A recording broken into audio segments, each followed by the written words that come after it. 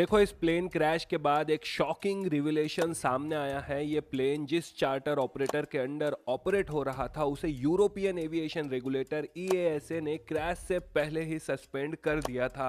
यानी warning accident के बाद नहीं, पहले ही दी जा चुकी थी। और यहीं से ये केस सिर्फ एक ट्रेजेडी नहीं बल्कि एविएशन सिस्टम पर एक बड़ा सवाल बन जाता है। देखिए, टाइम्स ऑफ इंडिया और मल्टीपल नेशनल मीडिया रिपोर्ट्स के according charter operator VSR ventures, जिसका एयरक्राफ्ट बारामती प्लेन क्रैश में इन्वॉल्व था, उसे यूरोपियन एविएशन रेगुलेटर EASA ने क्रैश से लगभग 1 साल पहले ही सस्पेंड कर दिया था। देखिए, सस्पेंशन का अगर रीजन देखें तो EASA ने कंपनी पर लेवल 1 सेफ्टी फाइंडिंग लगाई थी, जो एविएशन में सेफ्टी में सबसे सीरियस वार्निंग मानी जाती है। रीजन ये था कि 2023 के एक पहले लियरजेट एक्सीडेंट के बाद कंपनी ने मैंडेटरी सेफ्टी डॉक्यूमेंट्स टाइम पर सबमिट नहीं किए थे।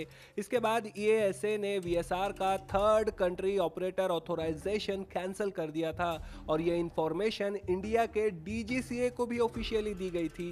देखिए, अब यहीं पर एक इंपॉर्टेंट कंटेक्स्ट जुड़ता है। जब 2023 में इसी ऑपरेटर के साथ एक सिमिलर इंसिडेंट रिपोर्ट हुआ था, उस क्रैश के बाद एयरक्राफ्ट एक्सीडेंट इन्वेस्टिगेशन ब्यूरो यानी AAIB ने इन्वेस्टिगेशन की, लेकिन पब्लिक डोमेन में उस इन्वेस्टिगेशन की डिटेल्ड फाइंडिंग लिमिटेड रही। अकाउंटेबिलिटी क्लियरली विजिबल नहीं हो पाई।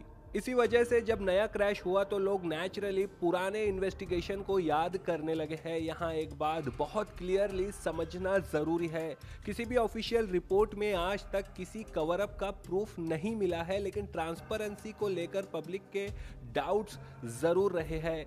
देखिए, एक और अपडेट है कि कुछ रिपोर्ट ये सजेस्ट करती है कि फ्लाइट से पहले लास्ट मिनट पायलट चेंज हुआ था। अब इस अपडेट पर अभी बात करना ठीक नहीं, क्योंकि फाइनल इन्वेस्टिगेशन रिपोर्ट का वेट करना जरूरी है। देखिए, जो लोकल आई विटनेसेस थे उन्होंने जो इन्फॉर्मेशन दी है उनके मुताबिक प्लेन लो अल्टीट्यूड पर अनस्टेबल लग रहा था, तेज आवाज आई और फिर ब्लास्ट के साथ आग लग गई। लेकिन यहाँ एक इम्पॉर्टेंट चीज़ याद रखनी चाहिए कि आई विटनेस जो देखते हैं और सुनते हैं वो उनकी परसेप्शन भी हो सकती है।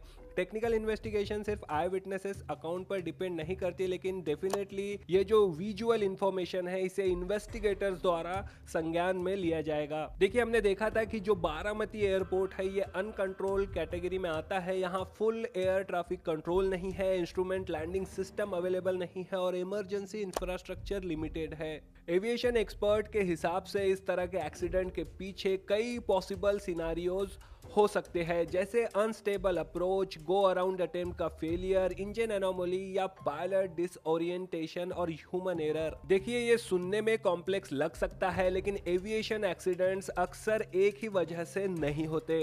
ये सब सिर्फ एक पॉसिबिलिटीज है, फाइनल कंक्लूजन नहीं। असली सच सिर्फ ब्लैक बॉक्स एनालिसिस से ही सामने आएगा। देखिए, अब यहीं पर मीडिया में AAIB और DGCA पर मीडिया में सवाल उठ रहे हैं। 2023 के इंसिडेंट के बाद करेक्टिव एक्शंस क्या लिए गए? इंटरनेशनल वार्निंग के बाद डोमेस्टिक ऑडिट्स हुए या नहीं? चार्टर एविएशन का ओवरसाइट सिस्टम कितना स्ट्रांग है और VIP फ्लाइट्स के लिए सेफ्टी स्टैंडर्ड सेम होते हैं या अलग? देखिए, अब ये सवाल उठाना भी गलत नहीं है, ये सेफ्टी और अकाउंटेबिलिटी के लिए ज़रूरी है। इस ट्रेजेडी के बाद एक पॉलिटिकल डेवलपमेंट भी हुई। सुनेत्रा पवार, जो अजीत दादा पवार के वाइफ है, उन्होंने डिप्यूटी चीफ मिनिस्टर के रूप में शपथ ली।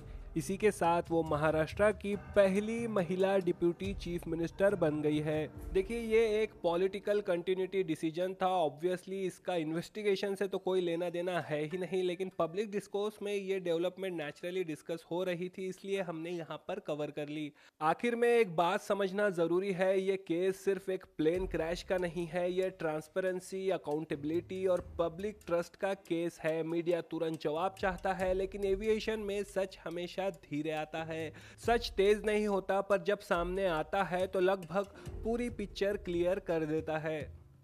देखिए, इस इंसिडेंट के बाद अभी तक जितने भी इम्पोर्टेंट डेवलपमेंट हुई है हमने वो इस वीडियो में कवर करने की कोशिश की है। देखिए, इस पर इससे ज़्यादा बात करना फ़िलहाल ठीक नहीं होगा, क्योंकि हम एविएशन एक्सपर्ट्स नहीं हैं और इन्वेस्टिगेशन अभी पूरी नहीं हुई है। इस केस का फाइनल सच सिर्फ ऑफिशियल इन्वेस्टिगेशन रिपोर्ट से ही सामने आएगा और अब तक इस इंसिडेंट से जुड़ी जितनी भी इम्पोर्टेंट और वेरीफाइड डेवलपमेंट थी उन सबको हम कवर कर चुके हैं। जैसे ही फाइनल AIB रिपोर्ट या कोई मेजर वेरीफाइड ऑफिशियल अपडेट आएगा हम उसे डिस्कस करेंगे। तब तक मीडिया में चल रही स्पेकुलेशन और कॉन्स्पिरेसी थेरीज से बचना और सिर्फ फैक्चुअल इंफॉर्मेशन पर भरोसा करना हमारी जिम्मेदारी है। अगर आप एग्जाम्स की तैयारी कर रहे हैं या नॉलेज गेन करके दुनिया को समझने की कोशिश, तो थिंको को फॉलो और सब्सक्राइब जरूर करें।